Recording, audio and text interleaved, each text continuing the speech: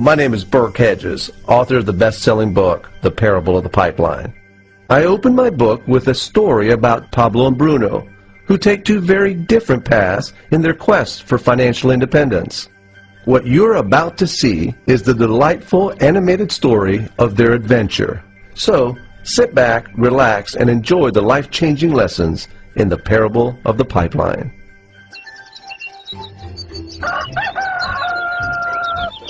Far away, in a small village, near a beautiful valley, lived two friends, Pablo and Bruno. They were both young and dreamed of a better life for themselves. They'd often discuss their dreams about how they would become the most successful men in the village. They weren't afraid of hard work, and they searched for opportunities to help realize their goals and achieve their dreams. One day, an opportunity presented itself.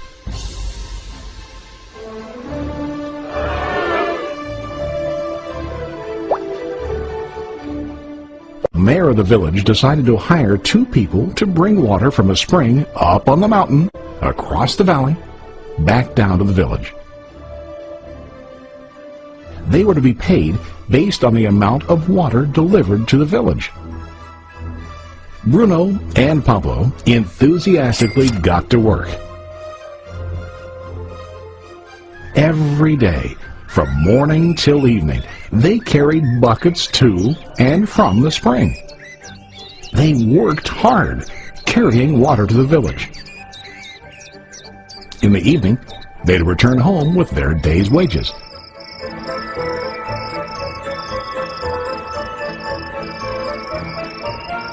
Bruno was satisfied with his work and the money he earned.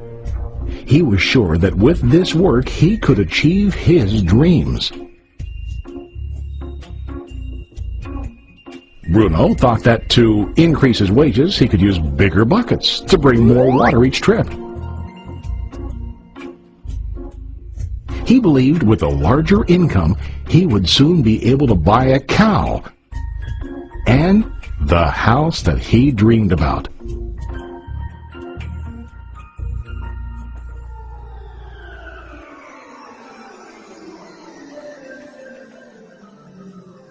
Now Pablo was not satisfied. At the end of the day, his back and hands ached, and he was exhausted. He was looking for an easier way to earn more. One day an idea occurred to Pablo. He imagined building a pipeline to deliver the water from the mountain spring to the village. With this pipeline, he could get more water to the village without carrying buckets back and forth from the spring to the village.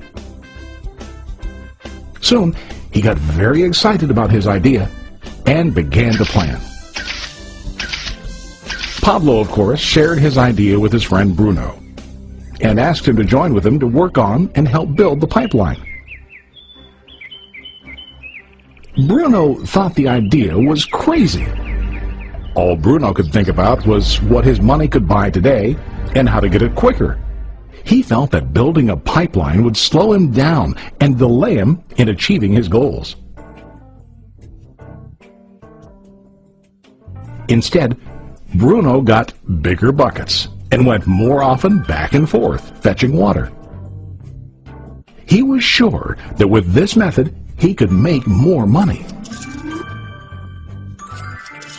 Pablo decided to build the pipeline on his own. He understood that it would not be easy to build, and it would take time to complete the pipeline.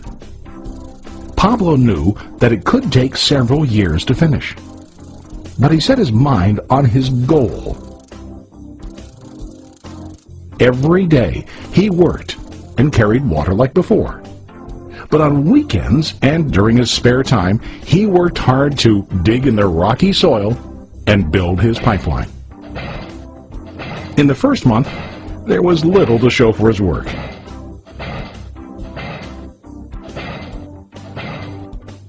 Bruno and the villagers laughed and teased him. They called him Pablo the Pipeline Man. During this time, Bruno's income doubled. He already bought a cow and a bigger house. His lifestyle changed. He now spent time after work in the bar, enjoying his hard-earned wages from delivering water.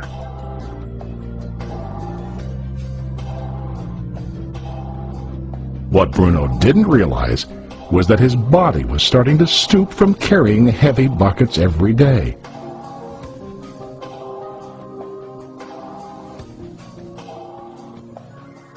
His face looked worn and his body tired. Soon, he began to carry less and less water due to the wear and tear on his body.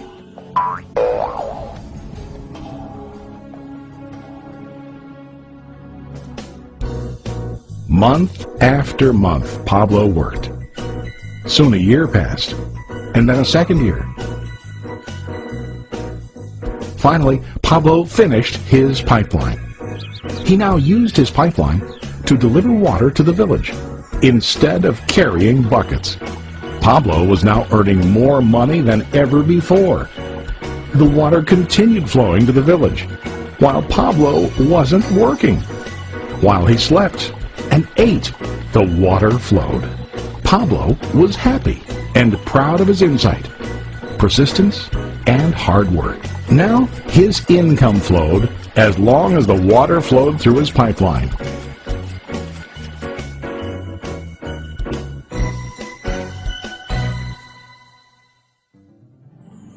The story of Bruno and Pablo is a reflection of life. Their jobs symbolize what most people do to earn money. Bruno gets his money using buckets. He goes back and forth, carrying his buckets from the spring to the village in exchange for money. To increase his income, he either has to go more frequently to the spring or to use larger buckets.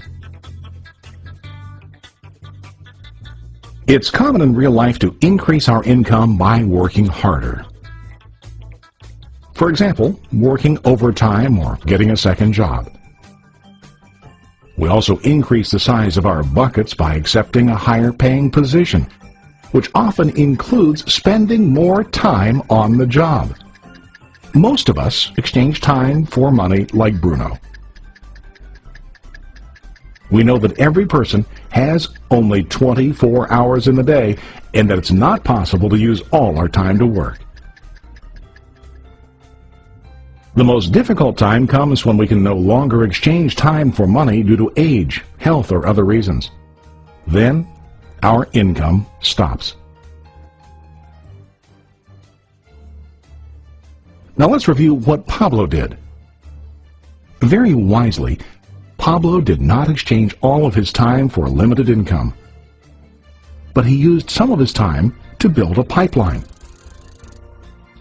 He knew that the pipeline would bring ongoing income as long as the water flowed. An ongoing income that multiplied the time he worked each day. Pablo knew that someday, maybe because of age or health, he would no longer be able to exchange his available time for money. Pablo knew that if he could make his idea of a pipeline work, then he only has to do the hard work of building the pipeline. After the pipeline was completed, Pablo was able to monitor and maintain the flow of water to ensure that his income will continue. Pablo has shown us that to earn an income, we don't always have to directly exchange time for money. There really are better ways. How about you? Are you still like Bruno, who directly exchanges time for money? Or do you want to be like Pablo, building and maintaining a pipeline for ongoing income? If you are interested in the idea of building your own pipeline, contact the person who lent you this presentation. You can start building your pipeline today.